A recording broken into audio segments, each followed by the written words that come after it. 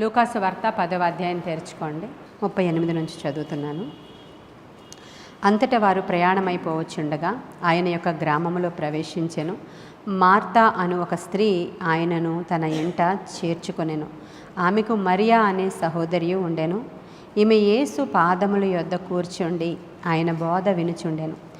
Martha విస్తారమైన పని పెట్టుకొనుట చేత తొందరపడి ఆయన యొద్దకు వచ్చి, ప్రభువా, నేను ఒంటరిగా పనిచేయుటకు నా సహోదరి నన్ను విడిచిపెట్టినందుకు నీకు చింత లేదా?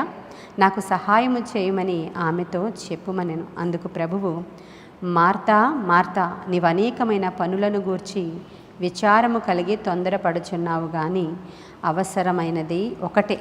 మరియా ఉత్తమమైన దానిని ఏర్పరచుకొనెను, అది ఆమె యొద్ద నుండి తీసివేయబడదని ఆమెతో చెప్పాను. ఈ వృత్తాంతం మనందరికీ తెలిసిందే. అనేక సార్లు ఇది మనం చదువుకున్నాం కూడా. ఈ యొక్క సందర్భంలో యేసయ్య బేతనియ అనేటువంటి గ్రామానికి వచ్చినప్పుడు అక్కడ జరిగినటువంటి ఒక సందర్భం. ఆయన గ్రామానికి వచ్చినప్పుడల్లా మార్తా మరియా అని ఒక ఇద్దరు సహోదరులు ఉన్నారు కదా, వాళ్ళ గృహంలో వాళ్ళు పిలిచేవారు. ఆయన ఆ ఇంట్లో గెస్ట్గా ఉండేవారు అక్కడికి వెళ్ళినప్పుడు. చాలా సందర్భాల్లో యేసుక్రీస్తు ప్రభువారిని మనం చూసినప్పుడు ఉదయం అంతా సంచారం చేసి ఆ గ్రామాలలో సువార్త చెప్పి తర్వాత వెళ్ళిపోతూ ఉండేవారు ఆయన ప్లేస్కి. చాలా వేకువగా ఉండగానే ఆయన వెళ్ళిపోతుంటే, చాలా చీకటిగా ఉండగానే ఆయన కొండెక్కి ప్రార్థనకు వెళ్ళిపోవడం, ఆ ఊరిలో స్టే చేశారు, ఇన్ని రోజులు ఉన్నారని అలా ఎక్కడ మనం చూడం. ఆయన వెళ్ళిపోతూ ఉన్నప్పుడు కొంతమంది శిష్యులు ఒక రోజు అడుగుతారు, అయ్యా ఎక్కడ కాపురం ఉన్నావు నీవంటే, నేను ఎక్కడ కాపురం ఉన్నానో వచ్చి చూడండి మా ఇంటికి వచ్చి అని అడుగుతాడు ఆయన. అలాగా ఆయన పరిచర్య చేయడం వెళ్ళిపోవడం జరుగుతూ ఉండేది. ఈ బేతనియా వచ్చినప్పుడు ఆ ప్లేస్లో వీళ్ళింట్లో స్టే చేయడం అనేది మనము 8 సందర్భాల్లో చూస్తాం బైబిల్ గ్రంథంలో. బేతనీకి రావడం అనేది 8 సందర్భాల్లో చూస్తాం. అయితే ఇప్పుడు ఈ బేతనీకి రాగానే ఇక్కడ ఏం జరుగుతుందంటే, మార్త గారు ఎప్పుడూలాగే యేసయ్య ఒక్కరే రారు కాబట్టి ఆయన వెనకాల శిష్యులందరూ వస్తారు, ఆయన ఫాలోవర్స్ అందరూ వస్తారు. చాలామంది ఉన్నారు ఆయనకి ఫాలోవర్స్. మనం అనుకుంటాం ఆ 11 మందే 12 మందేమో కొన్ని సందర్భాల్లో అనుకుంటారు. ఆయనకి 70 మంది శిష్యులు ఉన్నారని ఒకచోట, ఆయన్ని వెంబడించిన వాళ్ళు 500 మందికి ఒకసారి ఆయన కనిపించారని ఒకచోట. అంటే ఆయన ఆరోహణమై వెళ్ళినప్పుడు, ఆయన పునరుద్ధానం అయిన తర్వాత ఇలా బ్యాచ్లుగా ఆయన అనేక మందికి కనిపించడం మనం చూసినప్పుడు చాలామంది శిష్యులు ఉన్నారు అక్కడ, ఫాలోవర్స్ ఉన్నారు అక్కడ. కాబట్టి ఈయన కూడా ఎంతమంది వచ్చేవారు మనకు తెలియదు, ఎన్ని సందర్భాల్లో ఎంతమందిని వెంట పెట్టుకుని వెళతారో, వెళ్ళినప్పుడు ఎవరెవరు అక్కడ ఉన్నారో అలా ఏం మనకు తెలియదు. శిష్యులు మాత్రం కంపల్సరీ ఉంటారు, ఈ 12 మంది. అయితే ఇప్పుడు ఈ సందర్భంలో ఈయన వాళ్ళ ఇంటికి వెళ్ళగానే మార్త గారికి కంగారు వచ్చింది. ఎందుకని? మధ్యాహ్నం భోజనం సిద్ధం చేయాలి కదా, మరి తొందరగా పనులన్నీ చక్కబెడుతూ ఉంటే మరియా ప్రభువు యొక్క పాదాల దగ్గర కూర్చొని బోధ వింటుంది. అంటే ఆయన బోధ చేస్తున్నాడు ఆ సమయంలో. ఆమె అలా బోధ వింటూ ఉన్నప్పుడు మార్త వచ్చి అడుగుతుంది, ప్రభువా, ఇక్కడ విస్తారమైన పనులు ఉన్నాయి కదా, కొంచెం ఆ అమ్మాయిని నాకు హెల్ప్ చేయమని చెప్పొచ్చు కదా, ఆవిడ అక్కడే కూర్చొని వింటుంటే నువ్వు మరెక్కువ చెప్తున్నావు ఇంకా అన్నట్లుగా ఆవిడ మాట్లాడినప్పుడు ప్రభువు ఏమన్నారంటే, ఆమె ఉత్తమమైన దాన్ని ఎంచుకుంది, నీవెందుకు అనేకమైన పనుల నిమిత్తమై అంత తొందరపడుతున్నావు నువ్వు అని ప్రభువే డైరెక్ట్గా యేసుక్రీస్తు వారే ఆమెకు ఒక మాట చెప్తున్నారు. అంటే ఆమెకు కాదు, మనందరికీ కూడా చెప్తూ ఉన్నారు. అనేక సందర్భాల్లో మనకున్న పనుల నిమిత్తం, బాధ్యతల నిమిత్తం, భారముల నిమిత్తం, బరువుల నిమిత్తం ఎప్పుడు తొందరపాటుతో ఉంటూ ఉంటాం మనం అందరం కూడా. ఇక్కడ ప్రభు ఒక సూత్రం చెప్తున్నారు. ఏమనంటే, అంత బరువు అంత భారం ఉన్నప్పుడు ఏం చేయాలంటే నెమ్మదిగా ఆయన పాదాల దగ్గర కూర్చొని గడపడం మొదటగా ఒక సూత్రం అన్నట్టే చెప్తున్నాడు. మార్టిన్ లూథర్ అనేటువంటి ఆయన ఏమన్నాడంటే, నాకు ఈరోజు చాలా పనులు ఉన్నాయి, ఈరోజు చాలా హెక్టిక్గా ఉంది, నాకు చాలా ఎక్కువ బిజీగా ఉన్నాను నేను, కాబట్టి నేను ఆయన సన్నిధిలోనికి వెళ్ళి ఒక 3 గంటల సేపు గడపకపోతే నేను ఈరోజు శాతానికి చోటిచ్చిన వాడని అవుతాను అని అన్నాడు ఆయన. అంటే ఎక్కువ పనులు ఉన్న రోజున మనం ఏం చేస్తాం? తక్కువ ప్రార్థన చేస్తాం. ఎందుకంటే పనులు చేసుకోవాలి కదా. ఈరోజు మా ఇల్లు చక్కబెట్టుకోవాలి, ఈరోజు సెలవు ఇచ్చారు పాస్టర్ అమ్మగారు, ఈరోజు మేము ఇక్కడ విజ్ఞాపన ప్రార్థనకు వెళ్ళాల్సిన అవసరం లేదు అంటే మనం ఏం చేస్తాం? ఎక్కువ పనులు పెట్టుకుంటాం. అప్పుడు ఎక్కువ పనులు పెట్టుకోండి. ఎక్కువ పనులు ఉన్నాయి కాబట్టి మీరు ఏం చేయాలంట? ఎక్కువ ప్రార్థన చేయాలంట. మార్టిన్ లూథర్ అంటాడు, నేను రోజుకి కానీ 2 గంటల సమయం దేవునికి ఇవ్వకపోతే ఆ రోజు నేను శాతానికి చోటిచ్చినట్లే. నాకు ఏ రోజైతే ఎక్కువ పనులు ఉన్నాయో ఆ రోజు నేను 3 గంటల సేపు కంపల్సరీ ప్రార్థన చేస్తాను అన్నాడు ఆయన. ఇప్పుడు యేసుక్రీస్తు ప్రభువారు చెప్పిన సూత్రం ఆయన అక్కడ పాటించినట్లు కనబడుతున్నట్లుంది మనకి, ఏమైనా కనిపిస్తుందా? ఇప్పుడు మనల్ని కూడా ఇదే సూత్రంతో ప్రభు మాట్లాడుతున్నారు. ఏమంటున్నారంటే, ఈ లోకములో అన్నిటికంటే ఉత్తమమైనది ఏంటి అంటే ఆయన పాదాల చెంత. ఇప్పుడు మీరు అందరూ ఎక్కడ కూర్చున్నారు? మనమందరము, మీరందరూ కాదు, మనమందరము ఆయన పాదాల చెంత కూర్చున్నాం. అన్నిటికంటే ఉత్తమమైనది ఇదే అన్నాడు దేవుడు. ఇక ఎంతకంటే చాలామంది తొందరగా ఉంటారు పనుల నిమిత్తం, సువార్తకు వెళ్ళాలి, బయటికి వెళ్ళి ఇప్పుడు గుంపుగా వెళ్ళిపోతున్నారు. వాళ్ళందరూ గుంపుగా వెళ్ళి సువార్త ప్రకటిస్తున్నారు. వాళ్ళల్లో కరపత్రాలు పంచుతారేమో, దగ్గరికి వెళ్ళి సువార్త చెప్తారేమో, సాయంత్రం వరకు అలసిపోయి ఇంటికి వస్తారేమో. పాస్టర్ గారులు హౌస్ విజిటింగ్కి వెళ్తారు. వాళ్ళ సంఘంలో 1000 మంది సంఘ సభ్యులు, 1000 కుటుంబాలు ఉంటే ఆయన అలసిపోతాడు అన్ని ఇళ్ళకి వెళ్ళి కానీ ప్రతి ఇంటిని దర్శించాలి కదా అని ఆయన అనుకుంటాడు. ఆయన అంటే ఈయనకి ప్రభువు పాదాల చెంత గడిపేటువంటి సమయం కంటే బయట తిరిగేటువంటి సమయాన్ని ఎక్కువగా కేటాయించుకుంటూ ఉంటారు అందరూ. ఇంకా లేదు మినిస్ట్రీ వర్కులండి, ఈ వర్క్ అండి, ఆ ఊరు వెళ్ళాలండి, ఈ ఊరు వెళ్ళాలి, అక్కడ మీటింగ్, ఇక్కడ మీటింగ్, అక్కడ కాటేజ్ మీటింగ్, ఇక్కడ కాటేజ్ మీటింగ్, అక్కడ మీటింగ్, ఇంత విస్తారంగా తిరిగినప్పుడు వారు ప్రభువు పాదాల చెంత గడపలేరు వాళ్ళు. ఇప్పుడు ఎవరి పరిచర్యలు వాళ్ళకి గొప్పవి, ఎవరి పరిచర్యలు వాళ్ళకి గొప్పవి. కొంతమంది అంటారు వెళ్ళండి, మీరు వెళ్ళి సువార్త ప్రకటించండి అని ప్రభు చెప్పారు, అదే గొప్పది అంటారు కొంతమంది అంటారు కాదండి, మూలన కూర్చుని మొర్ర పెట్టే పరిచర్య గొప్పది అంటారు కొంతమంది. ఇవన్నీ కాదు కానీ వెళ్ళేవారిని పంపడం గొప్పదండి అని కొంతమంది అంటారు. వెళ్ళాలి, ఇంటింటికి వెళ్ళి సువార్త చెప్పకపోతే మనం ప్రజలను రీచ్ అవ్వలేం. ప్రభువు వెళ్ళండి, వెళ్ళి బూదిగంతముల వరకు మీరు నాకు సాక్షులై ఉండండి, మీరు వెళ్ళండి అన్నాడు. ఆయన వెళ్ళండి అన్నాడు కాబట్టి వెళ్ళాలి అంటారు కొంతమంది. అవన్నీ కాదండి, బేదలను చూడడం, అనాథలను చూడడం, దిక్కులేని వాళ్ళను చూడడం, ఆ పేదవాళ్ళకి సహాయం చేయడం, ఆదుకోవడం, ఈ అనాథాశ్రమాలు పెట్టడం, ఓల్డేజ్ హోములు పెట్టడం, డైరెక్ట్గా మానవ సేవయే మాధవ సేవ అండి, మేము డైరెక్ట్గా దాంట్లో ఉన్నాము, మాది గొప్పది అంటారు కొంతమంది. అవునా కదా? కాబట్టే యేసుక్రీస్తు ప్రభువారు కొన్ని సూత్రాలు చెప్పారు. ఏది గొప్పదో క్లియర్గా చెప్పాడు ఆయన. అన్నిటికంటే గొప్పది ఏమై ఉందంటే ఆయన పాదాల దగ్గర కూర్చొని ప్రార్థన చేసే పరిచర్య, అన్నిటినీ ఢీకొట్టే పరిచర్య. జాన్ నాక్స్ అనేటువంటి ఒక ఆయన ఉన్నాడు. ఆయన ఏం చేశాడంటే తన దేశం కొరకైనటువంటి భారము ఆయనకుంది. ఏం చేయాలో అర్థం కావట్లేదు, దేశము నశించిపోతుంది, అందుకని చెప్పి ప్రార్థన చేయడం మొదలుపెట్టాడు. ఆయనకి యూజ్ ఏం కనిపించట్లేదు. నేను మామూలుగా చేస్తే అయ్యేది కాదని తలుపులు వేసుకున్నాడు. తల్లి వచ్చి తలుపు కొడుతుంది, నన్ను డిస్టర్బ్ చేయొద్దు, నేను ప్రార్థనలో ఉన్నాను, నా దేవుని పనిలో ఉన్నాను, కనీసం భోజనానికి కూడా నన్ను ఎవరు డిస్టర్బ్ చేయదు. ఏదో ఒక బ్రతకడానికి అన్నట్లు ఒక బ్రెడ్ ముక్క తింటున్నాడు, మళ్ళీ గదిలోనికి వెళ్ళిపోతున్నాడు. గదిలోంచి రావట్లేదు ఆయన. ఎందుకంటే ప్రభు దగ్గర అడుగుతున్నాడు, నీవు నా దేశాన్ని రక్షించు, లేకపోతే నా ప్రాణం నువ్వు తీసుకో, ఏం పర్వాలేదు, నువ్వు నా దేశాన్ని రక్షించే వరకు నేను ఈ మూలన కూర్చుని మొర్ర పెడతా. అలా నెలల తరబడి మొర్ర పెడితే దేశంలో గొప్ప ఉజ్జీవం వచ్చేసింది. మామూలు ఉజ్జీవం కాదు, గొప్ప ఉజ్జీవం రగిలిపోయింది. ఇంకా నేను వేల్స్ పట్టణంలో 1904లో జరిగిన ఉజ్జీవం గురించి చెప్పాను నేను. అది అనేక పుస్తకాల్లో ఉందే, నాదేం కొత్తగా చెప్పింది కాదు. ఆ 1904లో ఎవరు తెచ్చారు ఆ ఉజ్జీవాన్ని? ఓరల్ రాబర్ట్స్ అనేటువంటి ఆయన. ఏం చేశాడో మీకు నేను చెప్పాను. ఏం చేశాడు? ప్రార్థన. మధ్యరాత్రి 1 గంటకి కూర్చొని తెల్లవారే వరకు ప్రభువుతో సంభాషించే ప్రార్థన. బైబిల్ కాలేజ్కి వెళ్ళాడంట.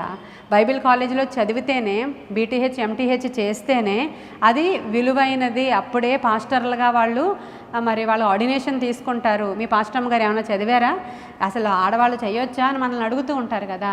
ఇలా అడిగిన అన్నీ కూడా అదంతా కూడా దేవుని దృష్టిలో నీతి, వాళ్ళ నీతి అంతా దేవునికి మురికి గుడ్డలా కనబడతా ఉంటుంది. ఓరల్ రాబర్ట్స్ కూడా జాయిన్ అయ్యాడు బైబిల్ కాలేజీలో. అది ఆయనకి టైం వేస్ట్గా అనిపించింది. ఆయనకి, అందరి గురించి మాట్లాడట్లేదు నేను. మినిమం నాలెడ్జ్ సంపాదించుకోవడం మంచిదే. బీటీహెచ్ చేయడం, ఎంటీహెచ్ చేయడం, ఎండివ్ చేయడం. నేను చేశాను మాస్టర్ ఆఫ్ డివినిటీ, కానీ నేను అక్కడ నేర్చుకోలేదు, ప్రభు పాదాల చెంతనే నేర్చుకున్నాను. కాబట్టి అది ఉత్తమమైనది అన్నాడు ఆయన. ఎందుకంటే పరిశుద్ధాత్ముడు ఎవరంటే మనకి బోధకుడు.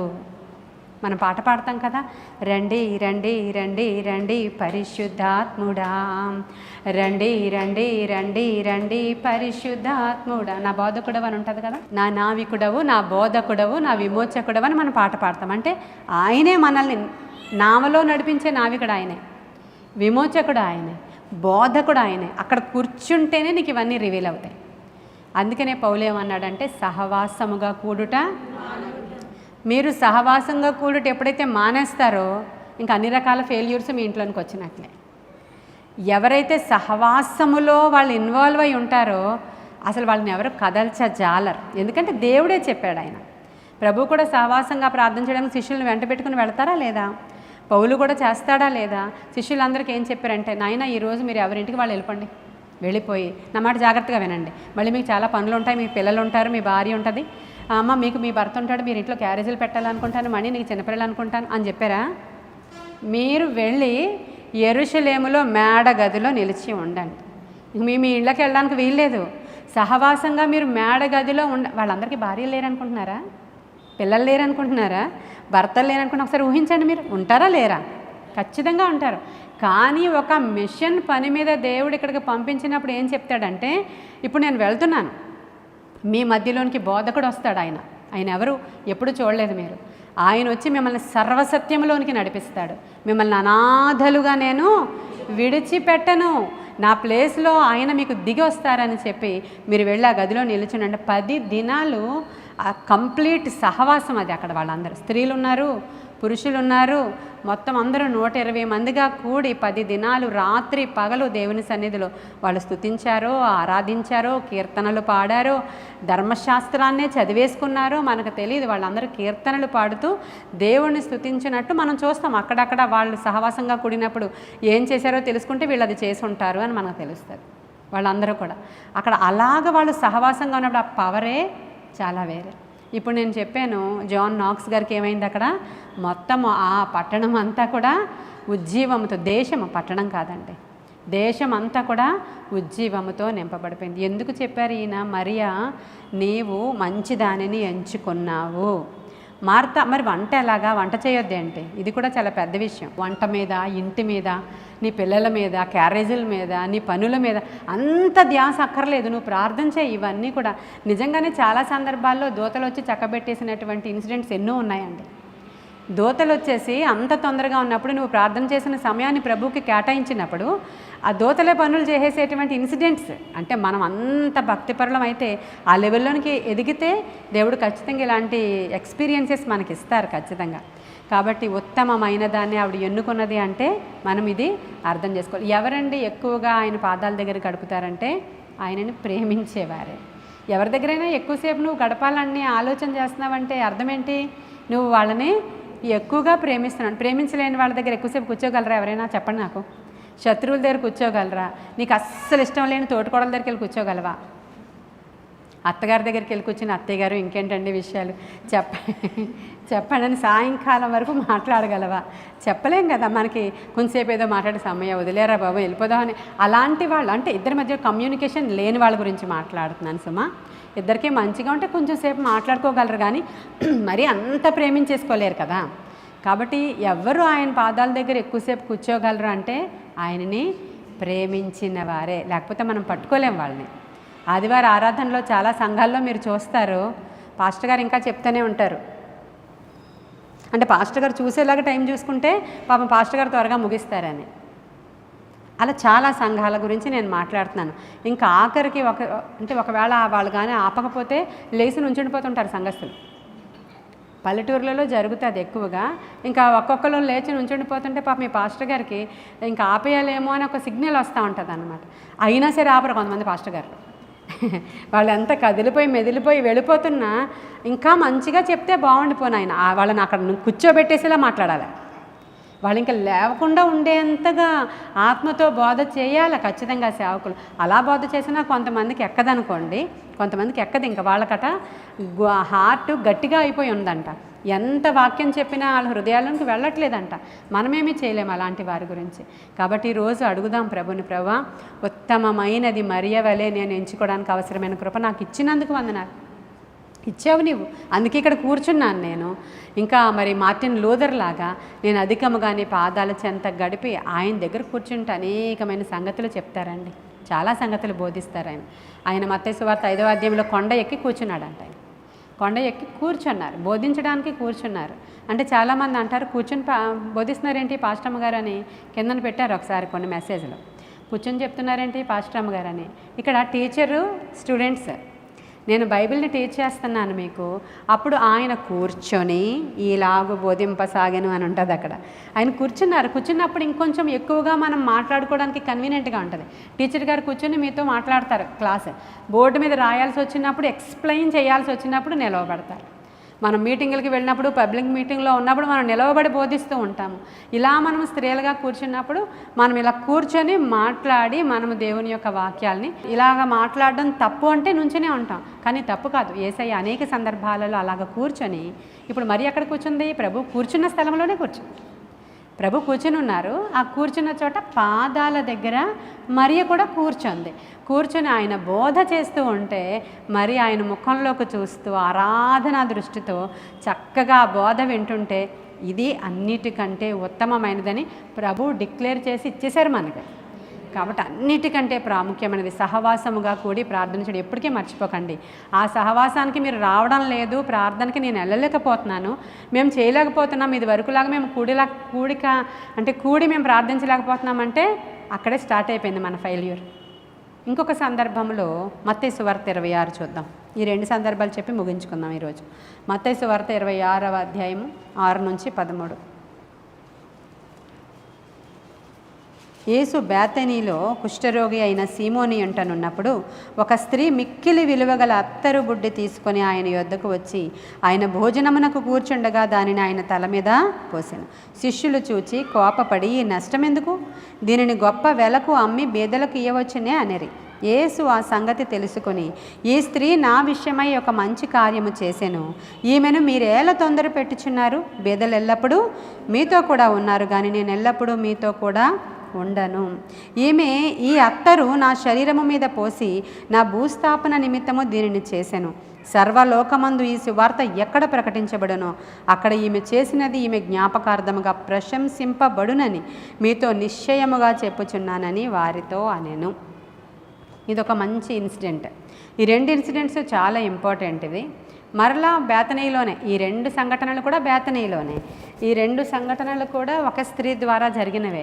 ఇప్పుడు ఈమె ఏం చేస్తుందంటే, ఈ వీళ్ళింట్లో లేరు, మార్తా మరియాల ఇంట్లో లేరు ప్రభు. ఇప్పుడు ఎక్కడున్నారు? సీమోను అనేటువంటి ఒక లెప్రసీ వాళ్ళ ఇంట్లో ఉన్నారు ప్రభు. అక్కడ వాళ్ళ ఇంట్లో ఉన్నారు. అక్కడ కుష్ఠరోగి అంటే ఉన్నారు. అక్కడ ఉన్నప్పుడు శిష్యులందరూ కూడా ఉన్నారు అక్కడ. ఈ లోపల అందరూ మగవాళ్ళు అందరూ ఉన్నారు ఆయన చుట్టూరు. ఉన్నప్పుడు మళ్ళీ ఒక స్త్రీ వచ్చింది. అక్కడ వచ్చినప్పుడు ఆమె ఒక అత్తరు బుడ్డి పట్టుకుని వచ్చింది. అది చాలా విలువైనది. దానిని మనం ఈ రోజుల్లో అసలు లక్షలలో ఖరీదు ఉంటుంది. అది అంటే వెల కట్టి చెప్తున్నారు అనుకోండి. ఆ అత్తరబుడ్డి ధనవంతులైన వాళ్ళ ఇళ్లలోనే ఉంటుంది. యూదులలో సాంప్రదాయం ధనవంతులైనటువంటి వారి ఎంట వివాహం జరిగినప్పుడు ఈ అత్తరబుడ్డి పట్టుకుని అత్తగారి ఇంటికి వెళ్ళడానికని వాళ్ళు పనులు చేసుకున్నా, వ్యాపారం చేసుకున్నా, లేకపోతే పొలాల పనులు చేసుకున్నా, పంట వచ్చినా దీనిని కూర్చుకుంటూ ఉండేవారంట. అంటే ఎంత వెలతో, ఎంత ఎక్కువగా అది వాళ్ళు సేకరిస్తే అంత వాళ్ళకి ఘనత. అలాంటిది ఆ స్త్రీ తను కూర్చుకొని తన జీవమంతయు పెట్టి తను కూర్చుకున్నటువంటి సంవత్సరాల తరబడి కూర్చుకున్న డబ్బులు, ఒక మాటలో చెప్పాలంటే సంవత్సరాల తరబడి కూర్చుకున్నటువంటి ఆమె సేవింగ్స్, ఒక మాటలో చెప్పాలంటే ఆవిడ జీవము, ఆవిడ అంటే చాలా విలువైనది. మళ్ళీ అంత సంపాదించుకోలేదు ఆవిడ. అలాంటిది తీసుకొచ్చి ఏ విధమైనటువంటి బాధపడకుండా బద్దలు కొట్టి ఆయన పాదాల మీద పూసి తల వెంట్రుకలతో తుడుస్తూ పాదాలను ముద్దు పెట్టుకొనుట మానలేదంట ఆమె. హల్లెలూయా! ఎంత గొప్ప ఇన్సిడెంట్ అక్కడ జరిగిందంటే, ఆ ఇన్సిడెంట్ చూసినప్పుడు కొంతమంది అవాక్కయ్యారంటారు కదా, అవాక్కయ్యారు శిష్యులు. కొంతమంది స్టన్ అయిపోయారు, కొంతమంది విసుక్కున్నారు. ఏంటి ఇది అవసరమా ఇప్పుడు ఇక్కడ? ఇవి షో ఆఫ్ చేస్తుంది ఈవిడ ఇక్కడ, ఇది మాటలే మాట్లాడుకున్నారు వాళ్ళు అక్కడ. ఈవిడ షో ఆఫ్ కాకపోతే ఇప్పుడు అది తీసుకొచ్చి ఆయన కాళ్ళ మీద వేసి ఆయన కాళ్ళను ముద్దు పెట్టుకోవడం అవసరమా ఇప్పుడు ఇంతమందిలో అని అలా ఒకరికొకరు మాట్లాడుకుంటూ ఉంటే ఒకడంటాడు వాడికి ఎప్పుడూ డబ్బు ధ్యాసే. ఆయన అంటాడు ఇది అమ్మచ్చు కదా, ఇన్ని డబ్బులు, ఇది అమ్మో ఎన్ని డబ్బులు వేస్ట్ అయిపోయినాయి అని చెప్పి వాడి బాధ.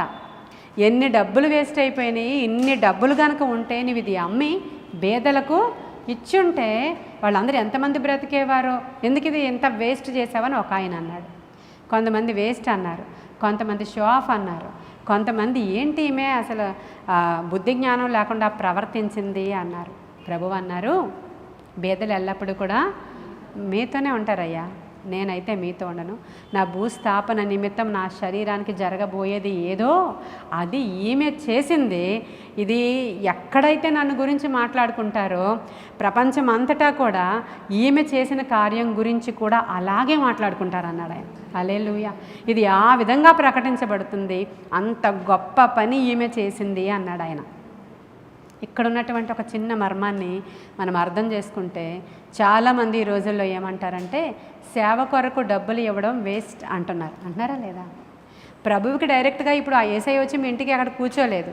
సేవకి ఖర్చు పెట్టడం అంటే దేవుని మందిరానికి, దేవుని యొక్క సేవకులకు, దేవుని యొక్క సేవ నిమిత్తమై, దేవుని అంటే మందిరము నిమిత్తమై తీసుకుని వచ్చేటువంటి అర్పణల గురించి వాళ్ళు పెద్ద పెద్ద చర్చిలు కట్టేస్తున్నారు.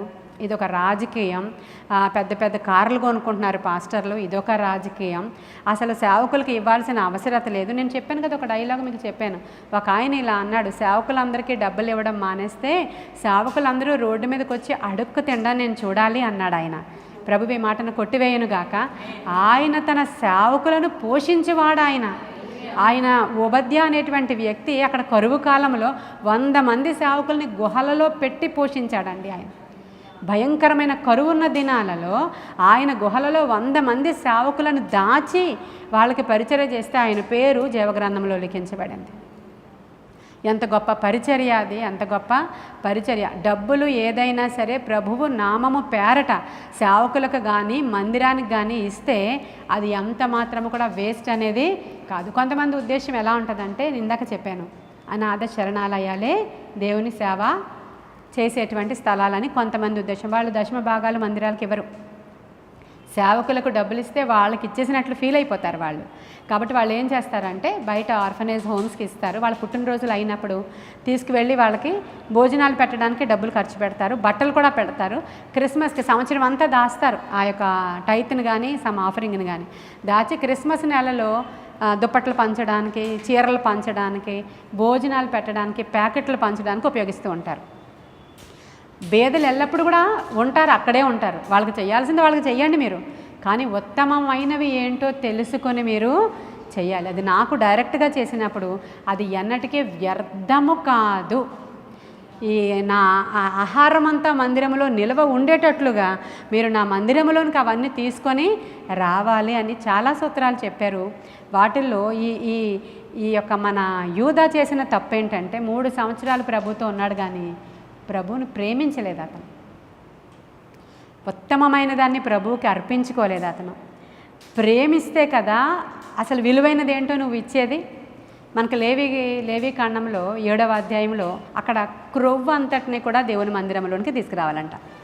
మిగతావన్నీ ఆంతరములు, ఆ యొక్క అంటే పశువులో ఉన్నటువంటి పార్ట్స్ అన్నీ ఒక ఎత్తు అయితే క్రొవ్వు అనేది ఒక ఎత్తు.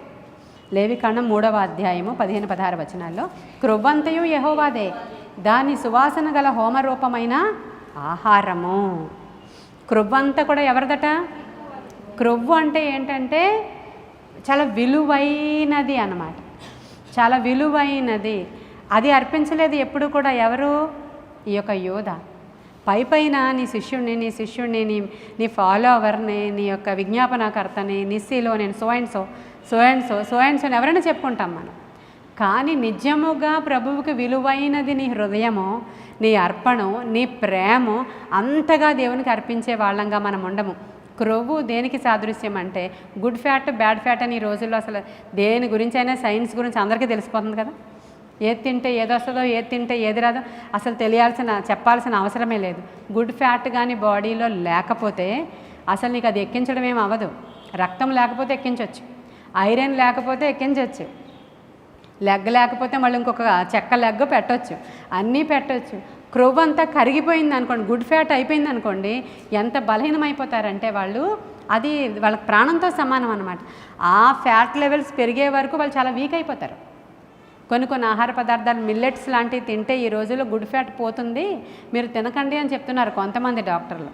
వాళ్ళు గుడ్ ఫ్యాట్ పోయినప్పుడు నీరసం, నిస్సత్తువతో పడిపోతున్నారంట వాళ్ళు. అంటే మంచి ఫ్యాట్స్ అన్నీ కూడా వాళ్ళ శరీరంలో నుంచి కరిగిపోతున్నాయి. అంటే ఇక్కడ ప్రభువు ఈ హోమ అర్పణ చేసేటప్పుడు అన్నిటికంటే ప్రాముఖ్యముగా క్రొవ్వు మాత్రం నాదే అన్నాడు ఆయన. అది నాదే, అది మంచి సువాసన గల హోమము, అది నాకు అర్పించండి బలిపీఠము దగ్గర. విలువైనదేదో అది ప్రభువుదండి. అది నీ ప్రేమ, అది నీ జీవం, అది నీ ప్రాణం. అది అంటే ప్రభువుని ఎవరైతే ప్రాణప్రదంగా ప్రేమిస్తారో వాళ్ళే ఆయన పాదాల దగ్గర కూర్చోగలుగుతారు, ఆయన్ని ప్రేమించగలుగుతారు, ఆయన సన్నిధికి తేగలుగుతారు. ఎవరికి ఏది ఇవ్వాలో కూడా క్లియర్గా వాళ్ళకి జ్ఞానం ఉంటుంది ఖచ్చితంగా. కాబట్టి ఈ 2 ఇన్సిడెంట్స్ నుంచి ప్రభువు ఈరోజు కొంత క్లారిటీ ఇస్తున్నాడు. ప్రభువును ప్రేమించేవారు ఎలా ఉంటారో, ఎలా హత్తుకుని ఉంటారో. అసలు ఇప్పుడు ఈ రోజుల్లో చాలా క్వశ్చన్స్ ఉన్నాయి అనుకోండి, చాలా ప్రశ్నలు ఉన్నాయి. ఆయన సన్నిధిలో కొర్నేలి అనే ఆయన ఎలా ఉంటాడంట, భయభక్తులతో భక్తి చేశాడంట. పేతురు నన్ను ప్రేమిస్తున్నావా అంటాడు ఆయన. ప్రేమ, భయము, భక్తి. ఇప్పుడు ఈ మరియకి భయము భక్తి ఉందా అంటారా లేదంటారా? చాలా ఉంది. భక్తి భావనతోనే ఆరాధనా దృష్టితో అది పగలగొట్టింది, ఆరాధిస్తుంది ఆమె ఆయన పాదాల దగ్గర. ఆరాధన, అది ఆరాధనకి సాదృశ్యం. అక్కడ కూర్చొని బోధ వినడం అనేది ఆయన్ని ప్రేమించడానికి చాలా సాదృశ్యంగా ఉంది. అంటే దేవుణ్ణి ప్రేమించేవారు ఆయన సన్నిధిలో నిలిచి ఉంటారు. దావీదు ఒక మాట అంటాడు, ఏమంటాడంటే, నేను నీ మందిర ద్వార బంధము యొద్ద కనిపెట్టి. ఎక్కడ కూర్చుంటాడంట? ఆ గేటు దగ్గర కూర్చుంటాడంట. ఆయన ఎవరంట? రాజుగారు. రాజుగారు. దేవునికి మనము భయపడే వారముగా ఎప్పుడు ఉండాలి. ఎంత ప్రేమించినా ఆ దైవికమైన ఒక భయము దేవుని ఎడల మనకుంటే తప్పు చేయం మనం ఎప్పుడు కూడా. భార్య చూడట్లేదని భర్త కొన్ని తప్పులు చేస్తాడు, భర్త చూడట్లేదని భార్య కొన్ని తప్పులు చేస్తుంది, తల్లిదండ్రులు చూడట్లేదని బిడ్డలు తప్పులు చేస్తూ ఉంటారు. వాళ్ళకి కానీ దేవుని భయం ఉందనుకోండి, అది చెయ్యరు వాళ్ళు. దేవుని భయం ఉంటే ఎక్కడైనా ఎప్పుడైనా మనం నీతిగానే ఉంటాం కదా. ఆ దేవుని భయం, యెహోవా యందలి భయం అంటారు అక్కడ. యెహోవా యందలి భయం అంట చాలా ప్రాముఖ్యమైనది అంటున్నారు అక్కడ. కాబట్టి భయభక్తులతో భక్తి చేసేవారికి ఎలా అయినా సరే గొప్ప బ్లెస్సింగ్స్ ఉంటాయండి. ఈ రోజుల్లో చాలా క్వశ్చన్స్ ఉన్నాయి. ఎలాంటివంటే, షూస్ వేసుకొని డయాస్ మీదకి వెళ్ళిపోతున్నారు ఆ సేవకులు అని కొంతమంది కామెంట్స్ పెడతారు. అదే షూస్ వేసుకొని వెళ్ళొచ్చా అంటారు అక్కడ. వాళ్ళ చర్చ అలా మోడర్న్గా ఉంది, వెళ్ళొచ్చు. ఇంగ్లీష్ వాళ్ళు వచ్చి మనకు సువార్త చెప్పినప్పుడు, ఇంగ్లీష్ వాళ్ళ మీటింగ్స్ ఇక్కడ బిల్లీ గ్రహాం గారిది జరిగినప్పుడు ఆయన చెప్పులు తీసి ఏమీ వెళ్ళేవారు కదా, ఆయన షూస్తోనే వెళ్ళిపోయి బోధ చేసేస్తూ ఉంటారు. ఇంగ్లీష్ వాళ్ళు ఎక్కడైనా అంతే. ఇంగ్లీష్ చర్చిల్ని, ఇంగ్లీష్ కల్చర్ని చూసి వచ్చిన వాళ్ళందరూ వాళ్ళు చర్చలు పెట్టిన వెంటనే చెప్పులు వేసుకునే వెళ్ళిపోతూ ఉంటారు. అది తప్పు కాదని కొన్ని వాక్యాలను చూపించి చెప్తారు. ఇంకా కుర్చీల్లో కూర్చొని బోధ విన్న వాళ్ళు కూడా కుర్చీలో కూర్చోవడం తప్పు కాదు. అంటే కాళ్ళు నడ్డి ఇలాంటివి సరిగా లేని ముసలి వాళ్ళు కాకుండా అందరూ ఆ చర్చిలో అసలు కింద కూర్చోవడం అనేది ఉండదు. కొన్ని చర్చెస్లో అందరూ పైన కూర్చుంటారు. ఏది మంచిది, ఏది ఉత్తమమైనదంటే ఏం చెప్తాం? మరి ఎక్కడ కూర్చుంది? పాదాల దగ్గర కూర్చుంది, అది ఉత్తమమైనదని చెప్తాం. అంటే ఇలాంటివి చూసినప్పుడు మనం చూస్తాం హోసన్న గారి మినిస్ట్రీస్లో, పెంతెకోస్తు సంఘాలలో, ఇప్పుడు నేను వెళ్ళిన బైబిల్ మిషన్ సంఘంలో వీళ్ళందరూ కిందనే కూర్చొని, మనమందరం కూడా వీలైనంత మేర కిందనే కూర్చొని ఆరాధన చేసుకుంటాం. నేను వాక్యం చెప్పినప్పుడే ఇక్కడ ఎగ కూర్చుంటాను, అంతవరకు క్రిందనే అందరం కూర్చుంటాం. ఎన్ని గంటలైనా మీరందరూ క్రిందనే కూర్చుంటారు. ఇది ఎంత ఉత్తమమైనదంటే మనం అనుకుంటాము వాళ్ళు అలా చేయలేదు కదా. చాలామంది కుర్చీలోనే కూర్చొని కాలు మీద కాలు వేసుకొని ఆ వాక్యం వింటూ ఉంటారు. అది తప్పు కాదు అని వాళ్ళ ఉద్దేశం, మనం కూడా అది తప్పు అని ఎంచలేం. నేను ఈ మధ్యలో ఒక చిన్న షార్ట్ చూశాను, వాళ్ళు ఎవరు అని నేను చెప్పట్లేదు, కానీ కాలు మీద కాలు వేసుకొని కూర్చుని ఉన్నారు. లార్డ్ సప్పర్ ఇవ్వబడింది వాళ్ళందరికీ. కాలు మీద కాలు వేసుకుని రొట్టె తీసుకొని ఇలా తాగుతున్నారు. నేను చూసినప్పుడు బల్ల ఆచరించేటప్పుడు భయముతో వణుకుతో ఆచరించడం అనేది అది ఒక గొప్ప పద్ధతి. ఇప్పుడు వాళ్ళు రైటా, మీరు రైటా, నేను రైటా అని ఎవరు జడ్జి చేయరు. కానీ దేవుని సన్నిధిలో ఎవరైతే వణుకుతూ భక్తి చేస్తారో దానికి ప్రతిఫలం మాత్రం ఖచ్చితంగా ఉంటుంది. అది నాకు తెలుసు, స్వయంగా ఎక్స్పీరియన్స్ అయ్యాను నేను. అయితే మా చిన్నప్పుడు మా లూథరన్ చర్చిలో మా ఊరిలో నేను మా ఊరిలో ఎప్పుడు లార్డ్ సప్పర్ తీసుకోలేదు. ఎందుకంటే నేను వచ్చేసేసరికి నేను బాప్తిస్మము తీసుకోలేదు. అప్పటికి నాకు ఇంకా నేను 18 ఇయర్స్లో వచ్చేసాను. మా మదర్ వాళ్ళు వెళ్ళి తీసుకునేటప్పుడు ఎలా ఉంటుందంటే, మా ఊరిలో నా చిన్నప్పుడు అలా ఉండేది, ఇప్పుడు ఎలా ఉందో నాకు తెలీదు. ఇలా డయస్ ఉంటుంది అంతా కూడా, ఇలా ఎదర వరకు కూడా చిన్న చిన్న స్టిక్స్ ఇలా నాటి ఉంటాయి. పాస్టర్ గారు అక్కడికి వెళ్ళి ఆ భోజనము, ప్రభు భోజనం తీసుకొచ్చి ఇక్కడ పెట్టి 10 మంది ఇక్కడ కూర్చుంటారు. అంటే చిన్న చర్చలు కాబట్టి మాకు 10 మంది మోకరించాలి సుమా. 50 సంవత్సరాలైనా 60 సంవత్సరాలైనా ఇంకా ఆంటీకి కాలు వంగకపోతే తప్ప అందరూ మోకరించాలి అక్కడ. మా ఊర్లో సంగతి చెప్తున్నానే, అందరూ మోకరించి ఇలా కూర్చోవాలి. అమ్మవాళ్ళందరూ ఇలా కూర్చోవాలి. కూర్చున్నప్పుడు పాస్టర్ గారు వచ్చి చేతిలో ఫస్ట్ అది ఇస్తారు, వాళ్ళకి తినాలి.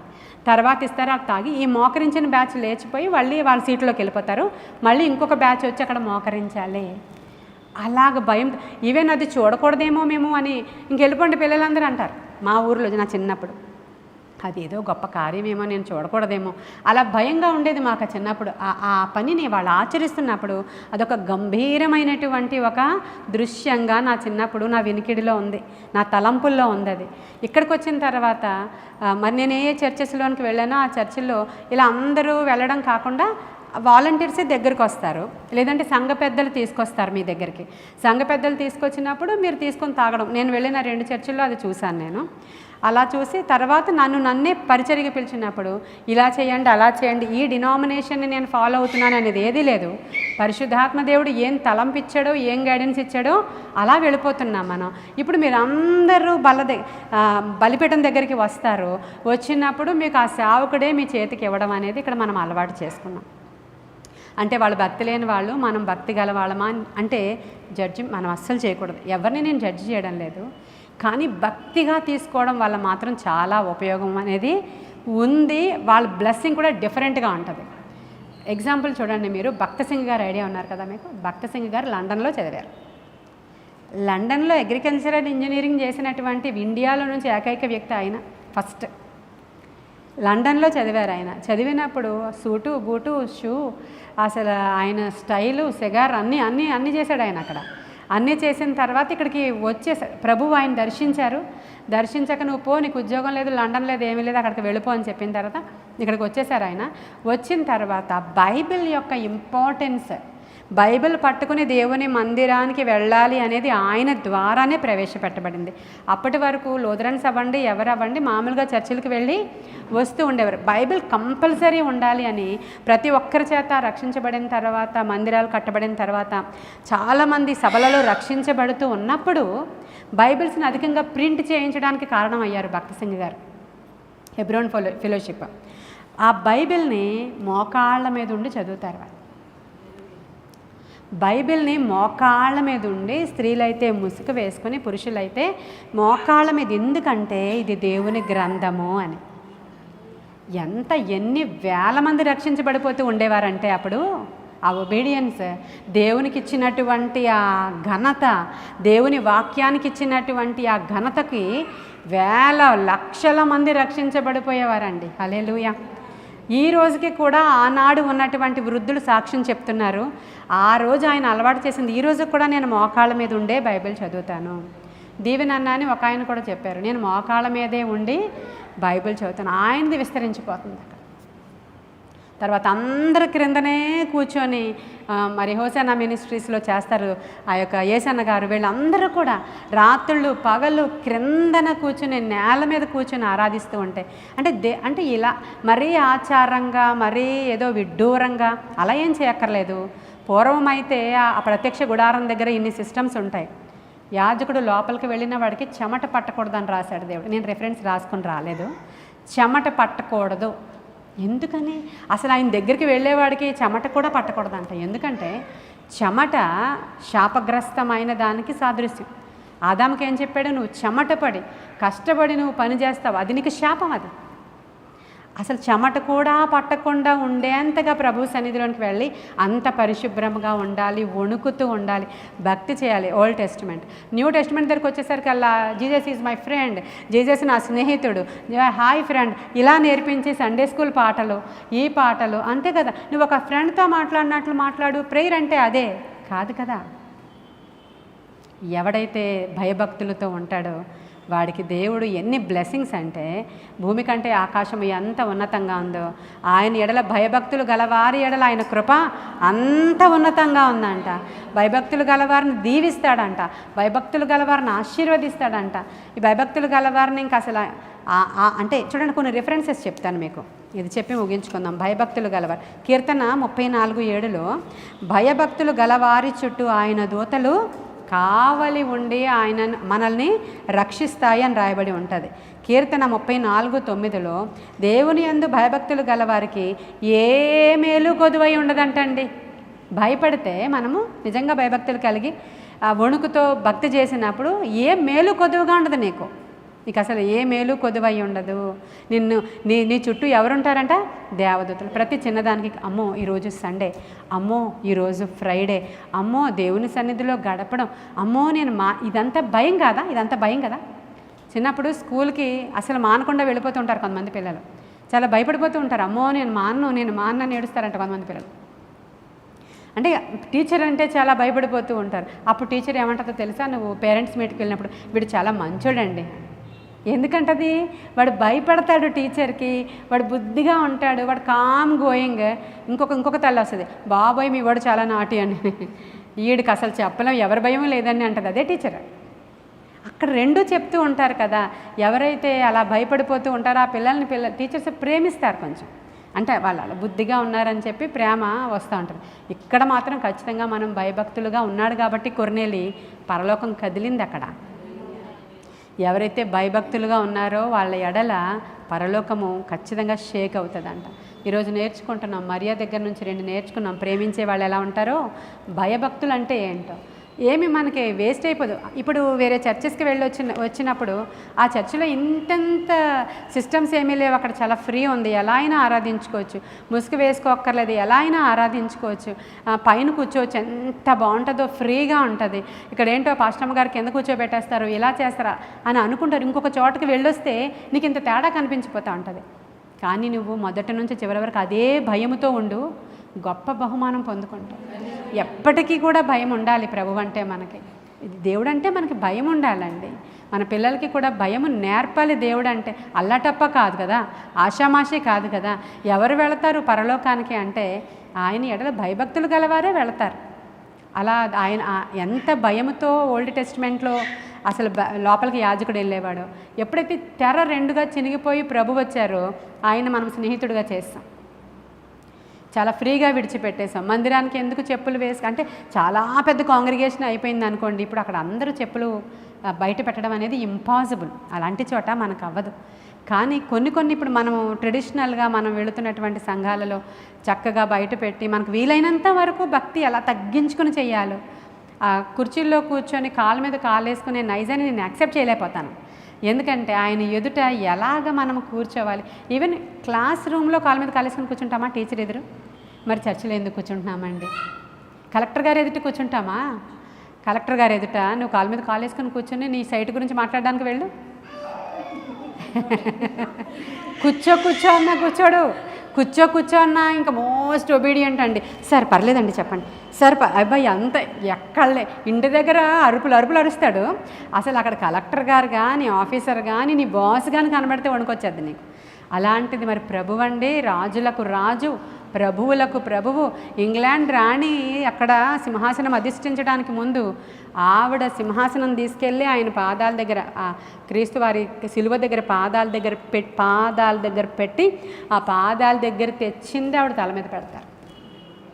నీ శరణు తండ్రి అని అర్థం. అక్కడ నీ పాదాల దగ్గర మేము ఉన్నామయ్యా, మా కంట్రీ ఉందయ్యా అని అర్థం. మన ఇంగ్లాండ్ రాణి చనిపోయారు కదా, అప్పుడు ఆ కిరీటాన్ని తీసుకెళ్ళి మళ్ళీ ఆ సిలువ దగ్గర ఆయన పాదాల దగ్గర పెట్టేశారు, తీసుకుని వెళ్ళి అక్కడ పెట్టేశారు.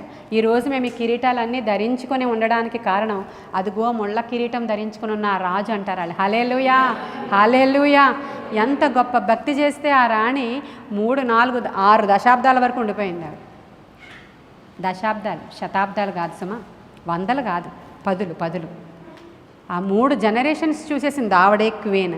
16 ఏళ్ళకి ఎక్కింది అంతే, 80 ఏళ్ళ వరకు ఆవిడే మకుటము లేని మహారాణి.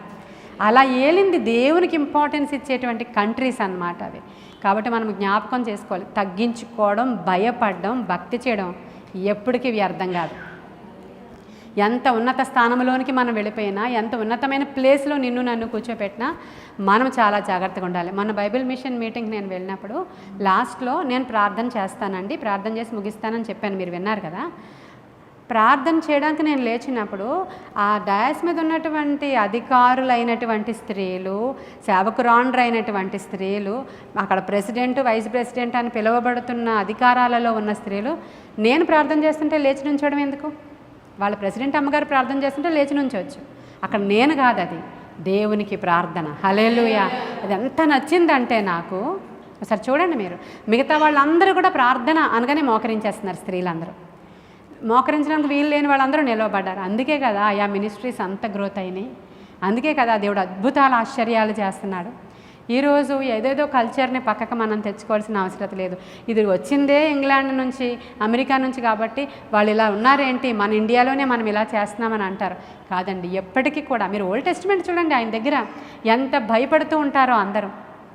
కాబట్టి ఈరోజు మనం అందరం కూడా నేర్చుకునేది ఏంటంటే, మరియ వల్లే మన ప్రభువుని ఎనీ టైం ఎనీ ప్లేస్ ఎక్కడైనా సరే, ఆయన అక్కడ చూడట్లేదు కదా అని నువ్వు నీ ఇంట్లో నీ మంచానికి పైన మళ్ళీ దిండ్ల మీద కూర్చోవడం కాదు ప్రార్థన.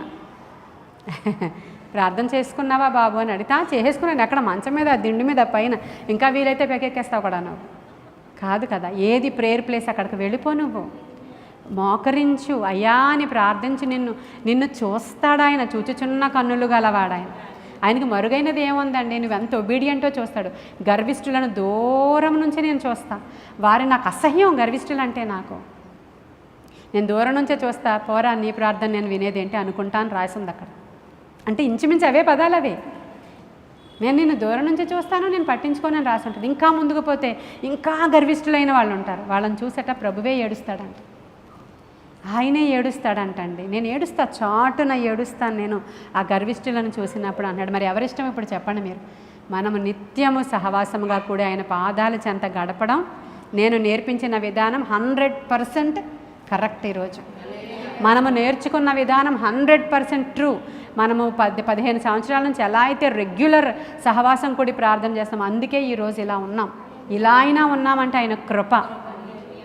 ఆయన మనం నేర్చుకున్న భక్తి ఎప్పటికీ విడిచిపెట్టకండి.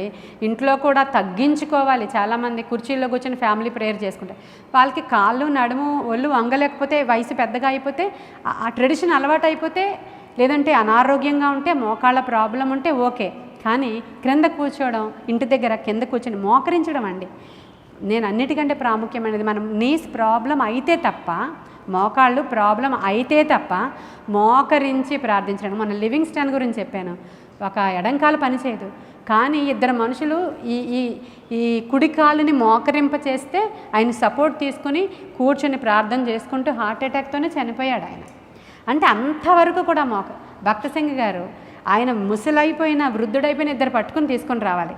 ఆయన అక్కడ కూర్చోబెడితే ఆయన అక్కడ మోకాళ్ళు వేస్తాడు. ఆయన ఏమి వేస్ట్ కావే దేవుని దగ్గర ఒబీడియన్స్, అవేమి ఎక్స్ట్రాలేం కాదండి, అది నిజం. అది కాబట్టి ఈరోజు ఎప్పటికీ జ్ఞాపకం ఉంచుకోవాలి. యూట్యూబ్లో వింటున్న వాళ్ళు కూడా, ఒకవేళ మీ పద్ధతులు, మీ ఆచారాలు, మీ మందిరాలు మీ యొక్క వేరే అవ్వచ్చేమో, కానీ మనం ఇంట్లో కూర్చున్నప్పుడు, ఉపవాసం ఉండి ప్రార్థన చేసినప్పుడు, మనం ఒద్దికగా ఒక చోట కూర్చొని, మనం తల కప్పుకొని ప్రభు సన్నిధిలోనికి వెళ్ళి, మన మిస్పా స్థలము దగ్గరికి వెళ్ళి చక్కగా అంటే ఆరాధనాపూర్వకంగా ప్రార్థన చేసి అది చూస్తాడు ఆయన. ఉపవాసం ఎలా చేస్తున్నారో చూస్తారో, మీరు ఎంత ఒబీడియంట్గా ఉన్నారో మీ ఇంట్లో చూడరా ఆయన. మీ ఇల్లు కనబడదా ఆయనకి? కనబడుతుందా? మన అందరి ఇల్లులు కనబడతాయి. మందిరంలో కూడా ఎలా ఉంటామో మేలైనది ఆయన పాదాల దగ్గర. మరియా, ఇంకేం చెప్పట్లేదు నేను, మరియా ఇది ఉత్తమమైనదని చెప్పాడు, అది అంతే ఉత్తమమైనది. కాబట్టి మనం ఈ విషయాలన్నీ జ్ఞాపకంలో పెట్టుకుందాం, ఆచరణలో పెట్టుకుందాం. ఈ రోజు నుంచి ఇప్పటి వరకు అది చాలా క్యాజువల్గా తీసుకొచ్చు. నిజమే, మన తండ్రి అయినా నాన్నగారి దగ్గర మరీ ఏం అలా టూ మచ్గా మనం భక్తి చేయం కాబట్టి తండ్రి దగ్గర ఉన్నట్లు మనం ఉండొచ్చు అని అనుకుని ఉండొచ్చు. కానీ అలా కాదు, ఆయన సర్వోన్నతుడు. యెషయా 6వ అధ్యాయంలో దూతలందరూ వచ్చారు, శరాపులు వచ్చారు, కెరూపులు వచ్చారు. వాళ్ళకి ఎన్ని రెక్కలు ఉన్నాయి? 6 రెక్కలు ఎందుకు ఇవ్వబడ్డాయి? 2 వాళ్ళు కళ్ళు, 2 కాళ్ళు కనపడకూడదు దేవుడికి. అమ్మో, కాళ్ళు కనబడితే ఎలాగ? సర్వోన్నతుడు పరిశుద్ధుడైన దేవునికి కాళ్ళు కనపడకూడదు. 2 రెక్కలు ఎందుకంటే మేము ఎగరడానికి ఉపయోగించుకుంటాము, ఆ మహిమను మేము చూడలేము అని కప్పుకుంటున్నారు వాళ్ళు. మోషే దేవుడితో మాట్లాడడానికి వెళ్ళాడు 40 దివారాత్రులు. ఆయన ముఖకాంతి ఈయన ముఖం మీదకి వచ్చేసింది. ఆయన వచ్చిన తర్వాత ప్రజలందరూ వాళ్ళ ముఖాలు కప్పుకుంటూ, మోషే నువ్వు ఏదైనా క్లాత్ కప్పుకోవచ్చు కదా, మేము చూడలేకపోతున్నాం ఆ ముఖాన్ని. ఎందుకంటే ఆయన అంత తేజోమయుడు, ఆయన ముఖకాంతి అలా ఉంటుంది. అందుకని ఈ కెరాబులు షెరూబులు మూసేసుకుంటున్నారు. అప్పుడు యెషయా అక్కడికి వెళ్ళినప్పుడు తాను గమనించాడు ఎంత అంటైడిగా ఉన్నాడో. నేను ఇంత అపవిత్రున్నా లోపల ఇన్సైడ్ ఇప్పటి వరకు నాకు తెలియక చాలా క్యాజువల్గా ఉన్నాను. నా పెదవులు కారు నిప్పుతో కాల్చమని కోరుకున్నాడు ఆయన. శుద్ధీకరించండి, నన్ను శుద్ధీకరించండి. నేను కరెక్ట్గా లేను అని కోరుకున్నాడు అతనికి రియలైజ్ అయినప్పుడు. ఈరోజు ఈ వాక్యం విన్నప్పుడు కూడా నన్ను శుద్ధీకరించి, నేను కరెక్ట్గా లేను, నన్ను పరిశుద్ధపరచయ్యా, ఈ రోజు నుంచి నన్ను పవిత్రపరచు. మరియ వలె ఉత్తమమైన దాన్ని ఎన్నుకోవాలి నేను. యోధాలాగా నా ఆలోచన ఉండకూడదు, కానీ నా దేవుణ్ణి ప్రేమించాలి, నేను సంఘాన్ని ప్రేమించాలి, సేవను ప్రేమించాలి, నాకు ఇచ్చిన కాపరిని ప్రేమించాలి నేను. ఈ మాటలు మనం ఎప్పుడైతే మనం ఉపయోగంలో తెచ్చుకుంటాం, అవేవి వ్యర్థము కావు, ఖచ్చితంగా కావని ఈ యొక్క ఇన్సిడెంట్ ద్వారా మనం తెలుసుకుంటున్నాం. ఈ కొన్ని మాటలు దేవుడు మన వెనుకడిలో దీవించును గాక. మహాపరిశుద్ధుడైన తండ్రి, మహోన్నతుడైన దేవ, నాయన ఈరోజు మేము ధ్యానం చేసుకున్న 2 అంశాలు మరియ నుంచి నాయన దేవాని యొక్క పాదాల చెంత సహవాసముగా కూడి కనిపెట్టి ఉత్తమమైన బోధన ఎంచుకుని ధర్మశాస్త్రాన్ని ధ్యానము చేస్తూ దివారాత్రులు దాని అందు ఆనందించే భాగ్యం మాకు దయచేయండి. వర్డ్ ఎంత ప్రాముఖ్యమైనదో తెలుసుకున్నాం. మేము ఎవరిని జడ్జి చేయట్లేదు తండ్రి, అలా చేయాలని కూడా మేము అనుకోవట్లేదు తండ్రి. ఆత్మకార్యాలు జరిగించండి. ప్రతి డినామినేషన్లో కూడా మంచి ఉంటుంది తండ్రి, ప్రతి డినామినేషన్లో మంచి సేవకులు ఉంటారు ప్రభువా, కానీ వారి వారి నాయన పద్ధతులు వేరే ఉండొచ్చు. ఈరోజు మా పద్ధతి మేము మా సంఘానికి నేర్పించుకుంటున్నాం దేవా. ఇది నచ్చిన వారిది ఆచరించుకోవచ్చు, కానీ మేము ఎవరిని జడ్జి చేయట్లేదు ప్రభా. దేవుని వాక్యంలో ఉన్న సంగతులు మేము ధ్యానం చేసుకున్నాం. మా ముందున్నటువంటి నాయకుల విశ్వాసాన్ని పరిశీలించి చూచాం ప్రభువా. మేము సహాయం చేసినందుకు వందనాలు. మోషేతో పొదలో నుంచి నీవు మాట్లాడినప్పుడు చెప్పులు అక్కడ విడిచి పొద దగ్గర మోకరించాడయ్యా మోషే. దేవా సహాయం చేయండి దేవా. దానియేలుతో నీవు మాట్లాడినప్పుడు చచ్చిన వాడిలాగా నేల పడిపోయాడు దానియేలు ప్రభువా. దేవా సహాయం చేయండి. మేము భయముతో భక్తితో మా యొక్క భక్తిని కొనసాగించే భాగ్యము మాకు దయచేయమని నీ కృపగల హస్తానికి మమ్మల్ని మేము అప్పగించుకుంటాం. నజరేయుడైన యేసు నామములో ఈ వర్తమానము మా యొక్క ఈ ప్రార్థనలు మీ సన్నిధికి చేర్చుకోమని వినుచున్న వారందరికీ నాయన ఆలోచింపచేసి మంచి శ్రేష్టమైన భక్తి చేస్తూ దేవానికి భయముతో వణుకుతూ నిన్ను ఆరాధించే భాగ్యం మాకు దయచేయమని యేసు నామములో అడుగుచున్నాము తండ్రి. God bless you.